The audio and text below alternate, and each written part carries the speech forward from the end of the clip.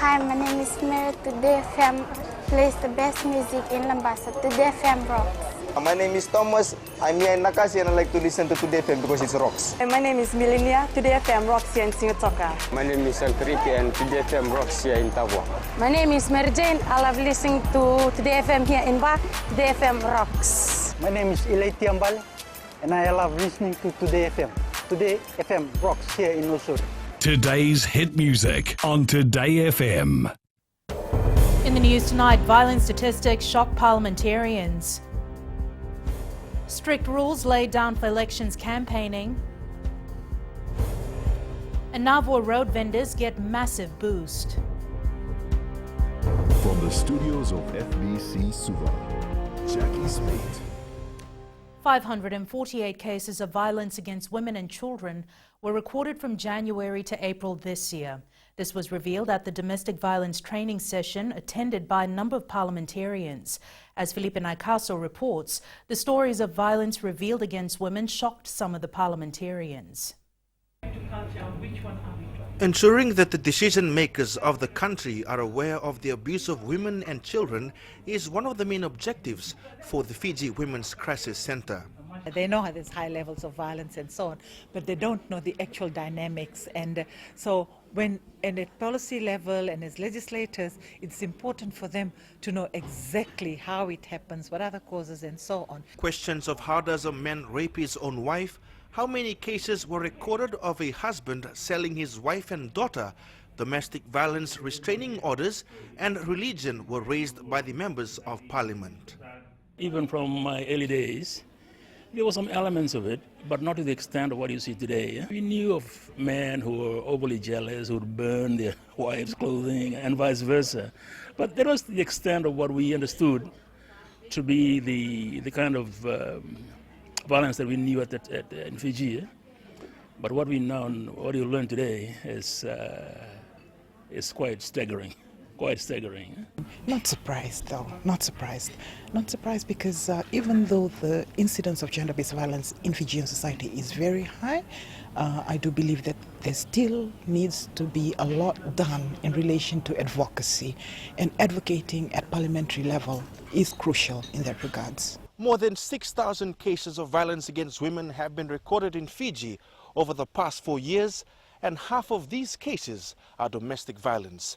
Felipe Naikaso, FBC News. Questions have been raised at the Rewa Provincial Council meeting on whether traditional office holders should resign from their posts if they are to support Rote Mumukepa in campaigning for Sidelpa at the upcoming general elections. Permanent Secretary for Ithauke Affairs, Naipote Katoni Tambua, says they will maintain their stand that all village headmen and district officials should remain apolitical. Ali Kimbia with the story. District officials and village headmen will have to stand down from their posts if they are to take part in any political party campaigning for the general elections. They should wear the Turangani Korematikina responsibility. They need to be political. They need to facilitate the government programs that come into the villages. And this is a very important event for all of us. And they should, what they should need is to facilitate. During the Rewa Provincial Council meeting, Ithauke Affairs Deputy CEO Josefa Turangani Valu said traditional office holders should remain neutral. To all the village men, if you're thinking of taking part, you have to go back to your village council and withdraw from your post. That is, if you want to join a political party or campaigning about any party. Katoni Tambua says actions will be taken if any traditional office holders are caught misusing their power to campaign for any political party. We will take actions on if there are some reports being received. The Ithauke Affairs Ministry is expected to conduct a workshop in various provinces to remind village headmen and district officials on the importance of their roles. Ali Kimbia, FBC News. Good news for highway vendors. The government has launched the standardized roadside stalls pilot project to take the marketing of small businesses to a new level. This project will give road vendors a new look, a new level of reliability and a new opportunity to capitalize on and increase their profits. Akusita Tale reports 9 road vendors from Navua were first to be introduced to the idea. Temporary tents and worn-out road structures will be a thing of the past with the launch of a clean, uniform row of stalls to catch the eye of customers and passers-by. On top of this new program, my government is also vastly expanding the networks of street lighting throughout the country, and that is giving vendors the chance to continue selling well into the night along safe, well-lit highways across the nation. More than 20 semi-permanent stalls and 10 portable stalls will be distributed during the pilot phase of this program. These stalls are made of high quality materials, and they are certified by government engineers to be able to withstand up to Category 5 cyclone conditions. The portable stalls will be given to vendors who only sell produce a few days in a week, and the stalls can be packed and transported from their homes to the roadside. However, the semi-permanent stalls are basically permanent structures to be set up in prime locations for vendors who sell their produce on a daily basis but can be removed for road development or in cases of extreme weather. Ako si Tatali, FBC News. Prime Minister Vorenge Bainimarama has announced a top-up payment of $6.30 per tonne of cane for the 2017 crop season.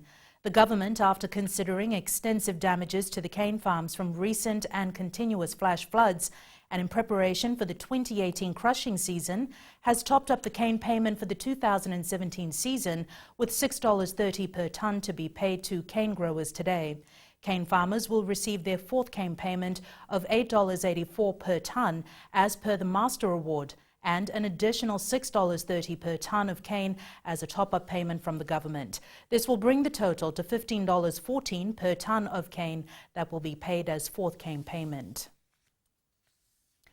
Pathologist Dr. Ramaswamy Gaunda took the stand today in the Suva High Court to testify in the murder trial of former pilot Imshad Israr Ali.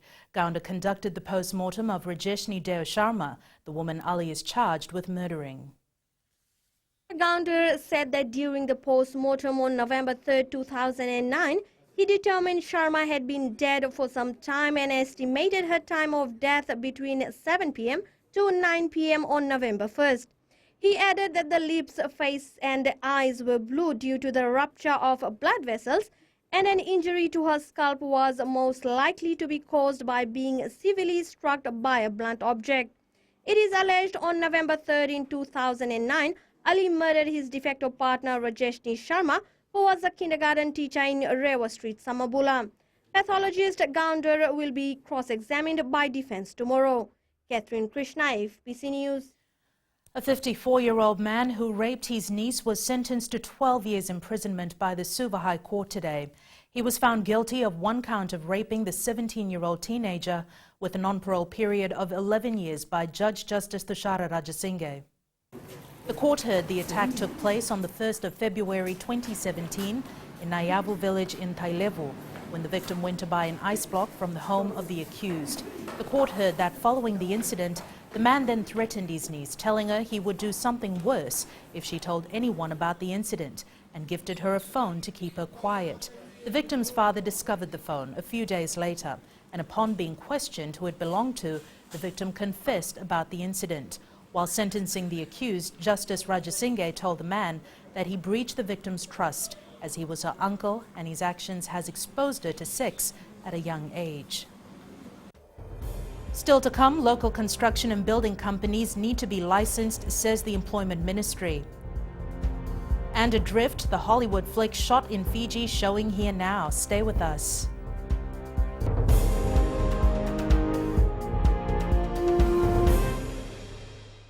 Bula, nevang go malakai leloma, ngongai nakas untuk makarong ng Bula FM, nambang dua na sere. Hoya ubasit sai lambasa, ya untuk talita na warong ng Bula FM, nambang dua na sere. Gua do tumeli ako na tao no hinga toka, talita kina na warong ng Bula FM, nambang dua na sere. Wala na tunga ng Bula FM, nambang dua na sere nawaluan. Nevang go fani na tao no go singa toka, kita untuk talita ka ng Bula FM, nambang dua na sere. Bula FM, nambang dua na sere.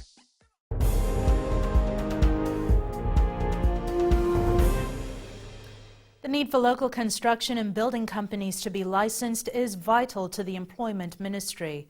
Employment Minister Choneo Somate has confirmed complaints against local construction and building companies top the list of issues raised by workers during the minimum wage consultation conducted by the ministry last week. Savaira Tambor reports.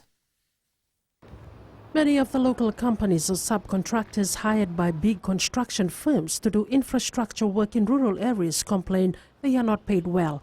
Usamate says what the ministry wants is for employers to pay the right wages for workers and workers to have a better working conditions. What we do, you create an environment where you encourage people to do the right thing. And people know that if I'm operating in this particular sector, I have a license. If I do the right thing, I keep my license. If I don't do the right thing, then my license might be removed.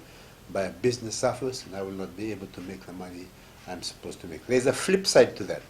Because the flip side to that is that the people that are employed in these illegal companies, they also lose their employment. Issues raised includes inappropriate overtime pay, not being paid the right wages, and in some instances, workers were asked to kick back money from their paycheck to keep their jobs. So those kinds of things are illegal. It's unfair on the workers of this country. I think it's exploitation, and that is something that we don't want to see. And that's why we have targeted inspections. Our inspectors will go out and in the sectors, like the sectors that I'm talking about, building and civil, wholesale, retail, security, we will target these sectors that have most complaints. Our workers, our inspectors will go and target, check their books to make sure that people are doing the right thing. Usamate is hoping to review the submissions brought forward by the Employment Relations Advisory Board next month. Savaira Tambua, FBC News. Four senior staff members of the Maritime Safety Authority have had their contracts terminated yesterday. The Fiji Sun reports the four include Acting Chief Executive John Tunindao, Manager Finance Navin Kamlesh, Manager Human Resources Luisa Tui Mambualau, and Senior Engineer Examiner Surveyor Leli Sefeti. Permanent Secretary of Infrastructure and Chair of the new MSAF board, David Kolitangane, has confirmed the four have been terminated because of alleged discrepancies in MSAF finances. He adds the termination of the four is basically due to mismanagement and lack of good governance following complaints received from clients and customers. Kolitangane adds they have also made several changes to some of the senior positions. Meanwhile, MSAF's Manager Safety Compliance and Response, Captain Philip Hill, has been appointed acting CEO. The much-awaited American romantic drama film Adrift, which has been entirely shot in Fiji, received positive reviews at its Fiji premiere in Suva last night. The movie, which was filmed last year and is one of the biggest feature films to be shot in the country. Kelly Vavala reports the movie portrayed some of Suva's familiar scenes and local talent. Fiji was the first country in the world to premiere the movie Adrift, which depicts true events of an ordeal in 1983.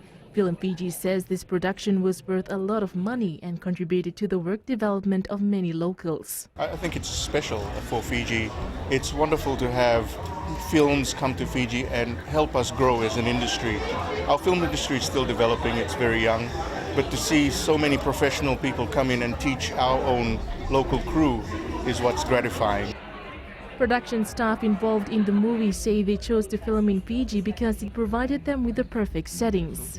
I mean, Suva looked amazing. We're looking for not something awful, but we're looking for 1980s locations, or a city that looked like the 1980s. Parts of Suva certainly fit that mould. For those who were fortunate to catch the premiere, it was a perfect ride with lead actress Shailene Woodley, who is the partner of Flying Fijians rugby star Ben Vola Vola. When you see, your own country like in the big screen, you just get this warmth inside. Obviously, very well done, and it was great to see all the scenes with Fiji. Probably be around the 7 for me. Yeah, a bit of a love story. Based on a true story of survival, Adrift is an inspiring story of two free spirits whose chances encounter leads them to first love and then to the adventure of a lifetime. Over 90% of the movie was filmed at sea. Kelly Vadala, FBC News. And turning to world news, Jesse Duplantis may have taken that old hymn, "I'll Fly Away," a bit too literally. Duplantis, a 68-year-old televangelist from Louisiana, set social media buzz with what many people are calling an outlandish plea to his followers. He wants their help to raise enough money to buy a private jet costing about $54 million. The Bible does say, ask and ye shall receive. So televangelist Jesse Duplantis is asking for a $54 million private jet. I really believe that if Jesus was physically on the earth today, he wouldn't be riding a donkey.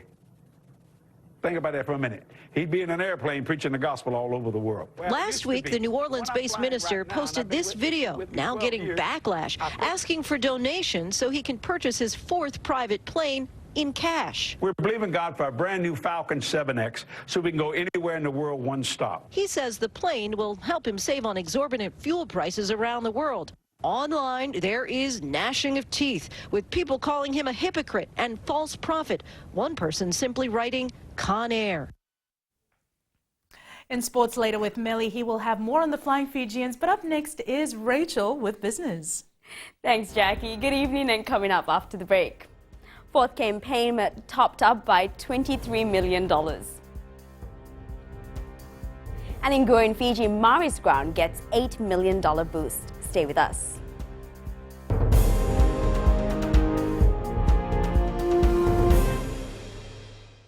Dola, I am Eleanor. For the best classic hits, I only listen to Gold FM here in Singapore. Gold FM, only the classic hits. My name is Seni Rawa. I love listening to Gold FM here in Nosuri. Gold FM, only the classic hits. My name is Dino. I'm from Outrigger, Coral Coast, Singapore. I love listening to Gold FM, only the classic hits. My name is Salote. I love listening to Gold FM here in Nosuri. Gold FM, only the classic hits. Bula, my name is Marida. Gold FM plays the best classics here in Outrigger, Singapore. Gold FM, only the classic hits.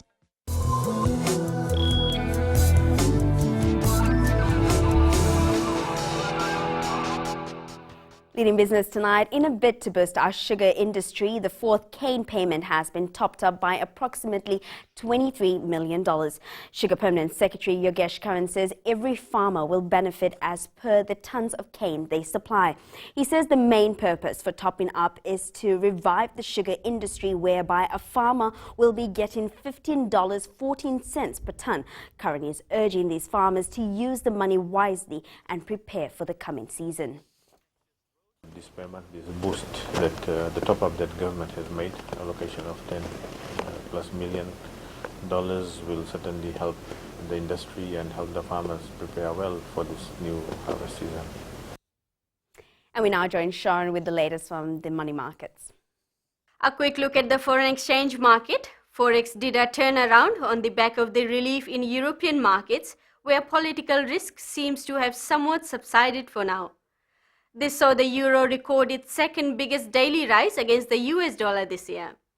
Futures in Japan, Australia and Hong Kong all signaled gains. The S&P 500 index showed its biggest gain in 3 weeks as US 10-year Treasury yields pushed above 2.84%. Meanwhile, US economic growth was slightly sluggish, more than initially thought in the first quarter, as consumer spending was at its weakest pace in nearly 5 years. Their GDP increased at a 2.2% annual rate against the 2.3% previously reported.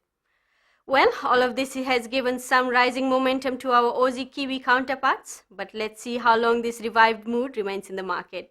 Vinaka. Thanks for the update, Sharon. Taking a look at today's currency exchange rates set this morning for the Fijian dollar. Another mixed day for our dollar, rising against the Chinese yuan, the US dollar, the PNG kina and the Japanese yen, and slipping against the others we cover.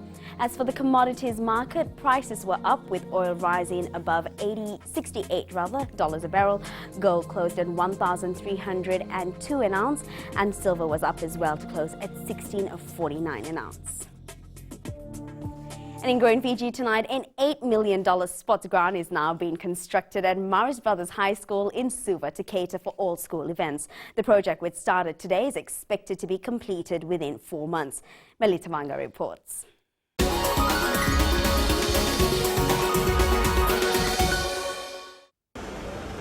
Muddy rugby boots and muddy shots will be something of the past once the new look Maris Brothers High School groundwork is completed. The school appreciates and is grateful for your important assistance leading up to this event.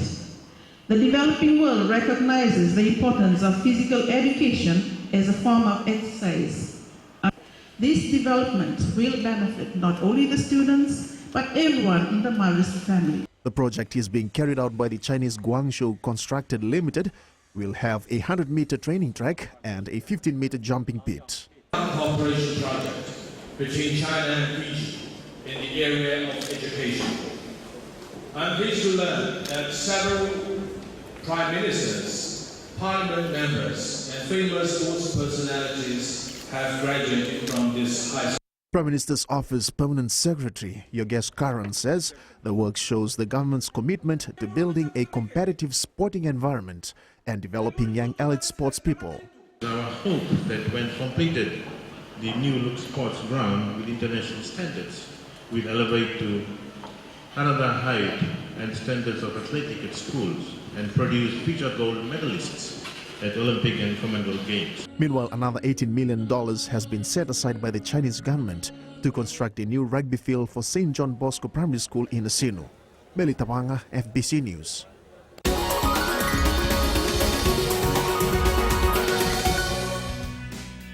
And that's it from Business Tonight. Melly joins you now with sports. Thanks, Rachel. Good evening. Coming up in sport, as for a tough encounter against Suva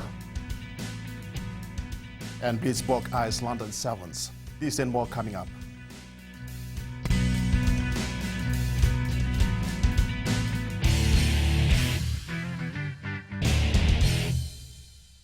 Hi, I'm Jyotishma. I'm from Singatoka. I love listening to Mirchi FM. Mirchi FM is hot. Mirchi FM is #1. I'm Charlene Robert. Mirchi FM rocks in Lambasa. I'm Soname Nasori Jackson. Mirchi FM is hot. My name is Raymond Dutt. I'm in Baba Singh Alliance. Mirchi FM is hot in Lambasa. I'm Pritika from Jax Nasori. I love listening to Mirchi FM here in Nasori. Mirchi FM is hot. Mirchi FM, it's hot.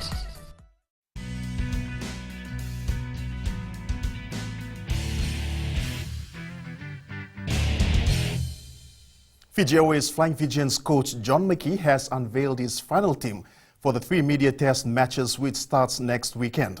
We now join Vashnil Prasad, who's at the event. Vashnil, what's the latest as far as the team is concerned? Yes, Melly, it has been one of the biggest night here as the Flying Fijians squad for the Pacific Nations Cup was unveiled here. Fans got to meet the players who have come from overseas and will be playing here at our home soil. And joining me is the Flying Fijians coach John McKee, who will explain how the Pacific Nations Cup is shaping up as we are just a week away from the first game. Yeah, good evening, Vashnil. Yes, very much looking forward to the June series. I'm very happy to have the boys in camp this week, and we've been putting in a couple of days of really hard training and preparation for the opening game against Samoa on June the 9th. And probably to your squad, looking at your squad, are there any last minute changes to the squad? Oh, look, the team is pretty much settled. Joshua Tuasova is the only change. He won't be joining the squad as he's got his traditional wedding in June, so I'll let him have June off, and then he'll probably join the 7th squad later on for the Rugby World Cup Sevens. You have a majority of your players back here, probably some prominent players yet to join, but when are you expecting them to join, and what's your plan ahead of the Samoa match and then Georgia and Tonga? Yeah, most of our players, we've got about 24, 25 players in camp today, as Henry Sinioli joined us this morning. You know, still in transit. I think Nicky Oniva arrived back in the country this evening, so I expect him to be in camp on Sunday evening. Leone Nakawara is in the air somewhere as we talk. He's departed France and he's on his way back. And of course, Nemani Ndolo and Timothy Nagusa are with Montpellier, and they're playing in the top 14 final in France on the weekend. A week away, what's your message to the fans and everyone? We got the European best player here, the top class rugby players playing at our home soil. Oh, look, it's very pleasing for me to have such a great group of players to be able to select from, and the selection was tough because we've got so many players playing so well, and I think it's a great credit to the individuals involved, but also Fijians can take some pride in the fact that we see Nicky Oniva as Premiership Player of the Year in the UK, and Leone Nakawara taking out the European Cup Player of the Year. I mean, that's a great honour for those players, and it'll be a great boost for the team when those players come and join the team, and we expect to see the form that they were showing in Europe in the Test matches in June. There you go. Joshua Tuisova not there, but don't worry, Leone Nakarawa is coming in. Vereniki Ngoneva is coming in. There is so many players that will be playing here in our home soil against Samoa on Saturday next week. Meli. Thanks so much for the update, Vashnil. After 6 years of trying to be part of the top 8 in the Skipper Cup competition, the Real Rugby side knows beating teams like Suva is a must to stay in the flight. After a number of years, the two teams will battle out, and the Real ones say they have no idea on how Suva plays. Luciana Tangidakimbao reports. Made up of new young players, the Real squad is unaware on how to counter a star-studded team like Suva, but might mean tear up the script. Taking Suva in Suva will not be an easy game for us. We respect Suva since this is our first time this year to meet Suva. And we know meeting Suva in Suva will be a very tough match. Since most of the Suva players they win the Flying Fiji, they've already done the Flying Fiji and Jersey and also the Warriors and Guam.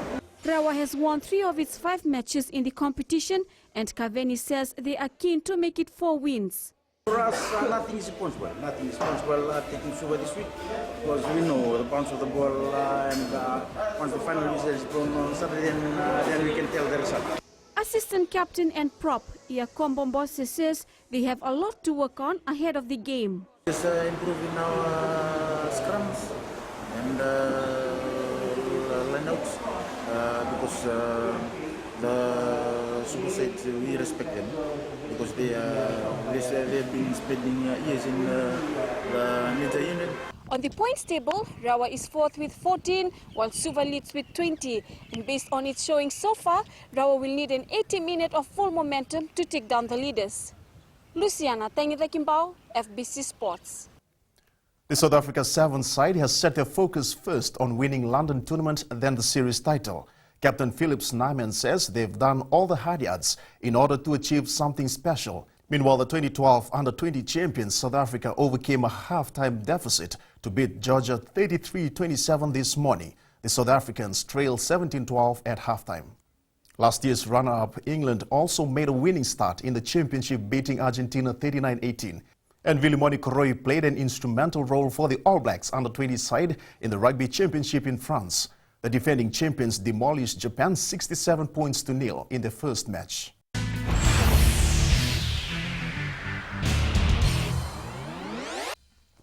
In today's play of the day, Capitals goaltender Braden Holt gets caught on the far post but dives over just in time to make an inspiring stick save on Vegas Golden Knights' Alex Tuck one-timer in the Game 2 of the Stanley Cup Final.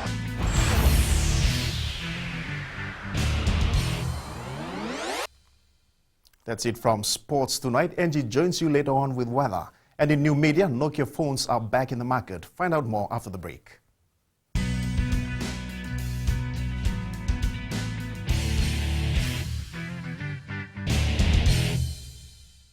Narang golesenya, Obama kita nakas, dorong-rong bin nakame na Radio Fijian nandomo ibit. Ayaw benyana, dito barong na Radio Fijian nandomo ibisi ihingatoka. Nguelo ilaisa ingatoka, rong-rong bin na heramakawa ina Radio Fijian hingatoka. Radio Fijian nandomo ibiti.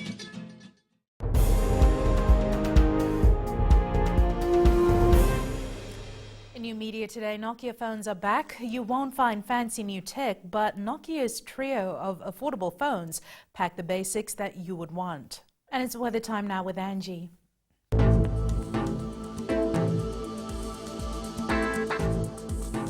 Hello there and welcome to the Weather World. We're having gloomy conditions as of now, but hey, we're a day away from the weekend, so that should cheer us up. The rainy spells will stick around for a few more days, so take extreme care. Taking a look in the west, the skies were hazy with light rain. Eastwards from Peck Harbour to Suva, it was light drizzles throughout. And up north, wet spells was the order of the day. At sea, southeast winds gusting to 25 knots with rough seas. For the tides, low tide at 1:15 a.m. with high tide at 7:46 a.m. Sunrise at 6:30. For tomorrow, it's Friday, but the weather is not looking any better as there is more predictions for showers. to our stems, we're experiencing cool temperatures all in the high 20s. And looking further on to Saturday, more wet spells are likely. And that's all from the FBC Weather World. Jackie. Thanks so much for that, Angie. In Fijian Pulse tonight, we asked, who would you like to see as the starting wingers for the Flying Fijians in the June tests?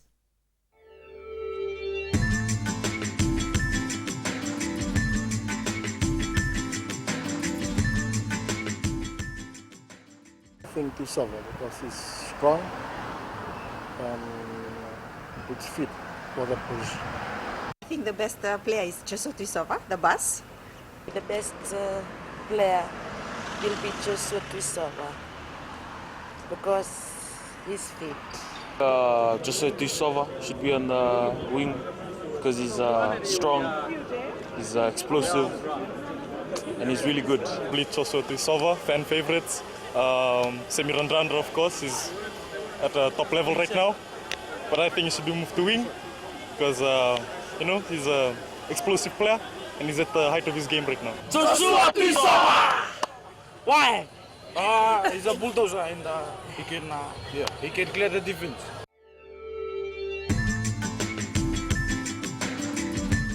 In the world of the weird and the wonderful, this chestnut and white-striped antelope is in eastern Bongo. Due to hunting and destruction of their natural habitats, they are well below the critically endangered threshold, with only around 100 bongos left in the wild.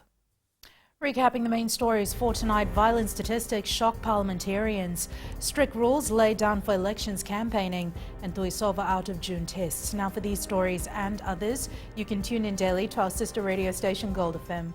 To our poll question segment, this week we're asking, will you be watching the Highlanders versus Chiefs Super Rugby match in Suva on June 30th? Visit our FBC website to answer. Before we go, our shot of the day comes from Rinal Chand, taken at Tuvu Lautoka, going downhill towards Bar. It's a sight every driver along that route enjoys. Remember, you can send us newsworthy pictures and videos on email fbcnews@fbc.com.fj or share it with us via Facebook page FBC News. You can also follow and tweet us your news tips at FBC_news or simply hashtag FBC News. That was your FBC News for tonight. From the team and I, have a safe and enjoyable evening. Bye for now.